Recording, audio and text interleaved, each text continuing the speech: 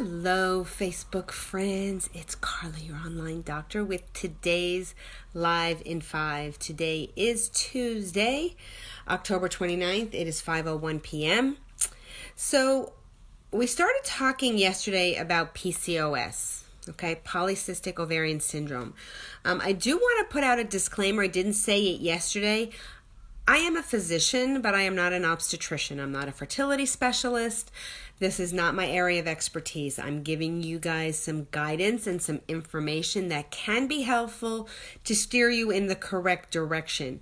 Please consult your private physician or your obstetrician or whoever it is that you would be getting information from in the event that you think that this information applies to you, or if you know you have PCOS and you're looking for some help.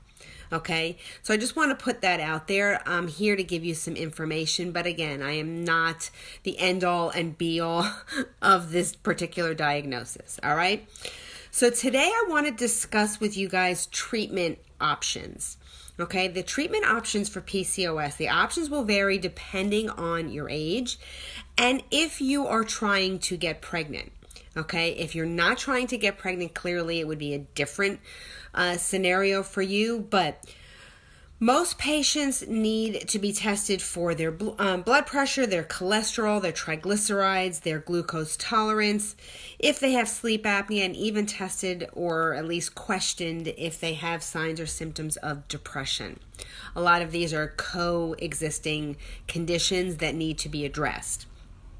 If you are trying to get pregnant and you think or know you have PCOS, they will often prescribe clomiphene or Clomid to modulate your hormones, and metformin to help with insulin resistance, two prescription medications.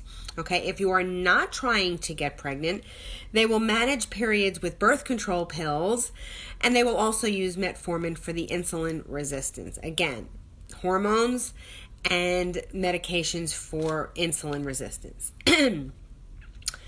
So let's discuss things other than prescription options, okay? Because in my opinion, prescription options are reactive treatments. You are treating symptoms as opposed to trying to get to the root cause and treat things from, if you want to call it, like the bottom up, all right? Again, I am not an obstetrician. I am giving you my personal opinion.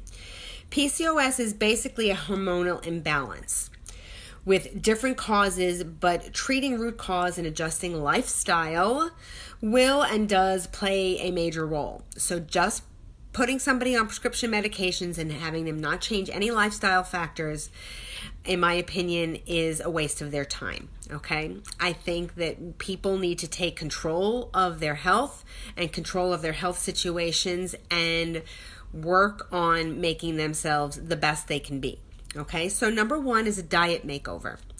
Clearly getting away from the SAD, the standard American diet, is a must. Some research supports the ketogenic diet for people with PCOS, high in healthy fats and lower in carbs, ketones over glucose for insulin resistance, etc., and also can help with weight loss and has been shown to actually help with some improvement in fertility. Anti-inflammatory foods also help PCOS. Unrefined fats such as olive oil, avocado oil, coconut oil, wild-caught fish, pasture-raised meats, veggies, nuts, seeds, etc. are all good. Okay, so there's no processed food, there's no Taco Bell, there's no McDonald's, there's no frozen yogurt, there's none of that, okay? Just putting it out there. I'm not saying that you have to listen to me, but when you have a medical condition and you want to improve your situation, you have to make changes. Number two, get enough rest. Okay, this is going to apply to everybody. 7 to 9 hours per night can actually improve symptoms for PCOS. Number three, exercise. Moderation. That doesn't mean you have to become a marathon runner. It means you just need to exercise, okay? Not too little, not excessive.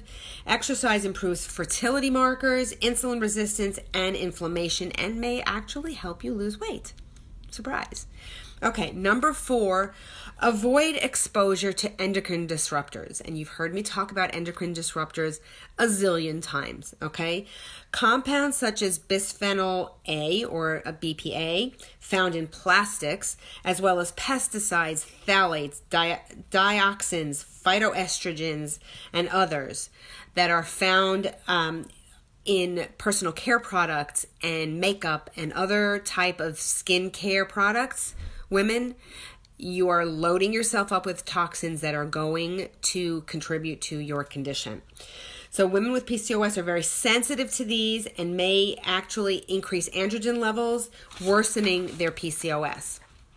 Okay, this was one I had not heard of before. Supplementation with inositol.